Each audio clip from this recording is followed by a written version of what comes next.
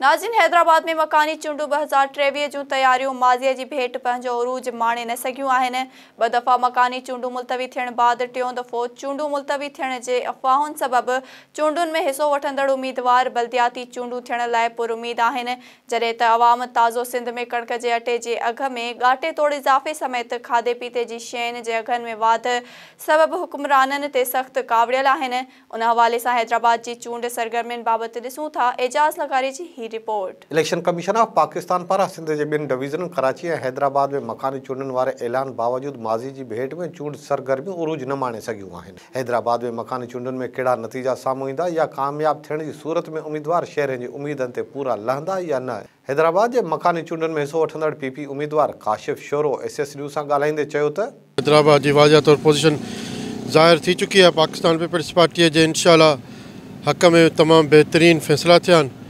हींअर नव टाउन असां HMC में उन नवन टाउननि में अक्सरियती पाकिस्तान पीपल्स पार्टी जी कामयाब थी चुकी है, जंहिंमें कुछ अनापोज़ अची चुका आहिनि ऐं कुछ सीटूं अहिड़ियूं आहिनि जिते असांजो को मुक़ाबिलो कोन्हे।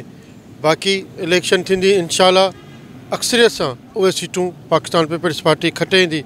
तक़रीबन 30 जे क़रीब अनापोज़ अची चुकियूं आहिनि। हैदराबाद के मकानी चूंडन में हिस्सो वठंदड़ पीपी उम्मीदवार ख़ालिद चांडे जो चवण हो त 2 दफ़ा इलेक्शन पोस्टपोन थी है। माण्हुनि जा इशूज़ तमाम घणा आहिनि। सफ़ाई सुथराई खां वठी सीवरेज वाटर सप्लाई ज़ाहिर कासिमाबाद हिकिड़ो कंप्लीट शहरी सोसाइटी आहे, सो सर्विसिस जा तमाम घणा इशूज़ आहिनि। तमाम घणा एफर्ट्स गवर्नमेंट करे पई ऐं ख़ुसूसन हिते जा जेके चूंडियल नुमाइंदा आहिनि उन्हनि इलाही एफर्ट्स कया आहिनि, पर असांखे वॾी प्लानिंग की ज़रूरत है कासिमाबाद में। हैदराबाद के मकानी चूंडन में हिस्सो वठंदड़ JDA उम्मीदवार महबूब अबड़ो SS न्यूज़ सां ॻाल्हाईंदे चयो त 150 खां मथे UCs आहिनि। इहे न टाउननि खे हिननि खे ऑफिसूं मिलंदियूं, न UC जे नाज़मनि खे धिका पिया खाईंदा रोडनि ते, हिननि खे ऑफिसूं कोन मिलंदियूं। अहिड़ी सूरत ग़लति प्लानिंग जी शदीद मुज़म्मत कयूं था। ऐं हींअर वक़्तु आहे त हीअ सॼी हिन जी तबाही बर्बादी हिननि जो को बि सरोकार न आहे त को आवाम जी ख़िदमत की कजे, आवाम जी बहितरी की कजे, माण्हुनि जा मसला कीअं हल कजनि। हैदराबाद के मकानी चूंडन में हिस्सो वठंदड़ सियासी समाजी औरत अगवान अदीन नज़ीर कुरैशी SS न्यूज़ सां ॻाल्हाईंदे चयो त हिते जेके मसला आहिनि उन्हनि खे वाक़ई हक़ीक़ी तौर हल करणु चाहियां थी। इन करे आउं बीठी आहियां। मूंखे इलाही चैलेंज आहिनि, मूंखे तमामु घणा चैलेंज आहिनि। हीअ सभु पंहिंजी अमड़ खे पंहिंजे माउ खे धिकण जे पोयां आहिनि, पर आउं मुक़ाबिलो कंदसि।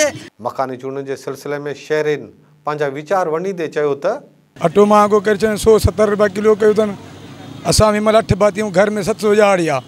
अटो वठूं या ॿियो ज़मानो हलायूं, वोट ख़ारिज करे छॾींदा कंहिंखे कोन ॾींदासीं। असांजो आहे जीअं पुटो ॿियो केरु आहे कोन, अचे त पोइ ॾिसंदासीं। अवाम जी कंदा कोशिशि, अवाम खे सिधो रखंदा त इमाम वोट बि ॾींदी, ऐं जे न रखंदा त वोट कान ॾींदासीं। ताईं को बि कमु न थियो आहे, न को असांजे हिन में उमेदु आहे, न को का ॻाल्हि आहे। असांखे त का साईं सम्झ में ॾिसो न महांगाई किथे रसी वई आहे। कारोबार असां रक्षा सॼो ॾींहुं 400-500 कमायूं था, असां बच्चनि जी किथां पूरी कयूं सर। असांखे का बि हिननि मां असांखे सहूलियत कान्हे।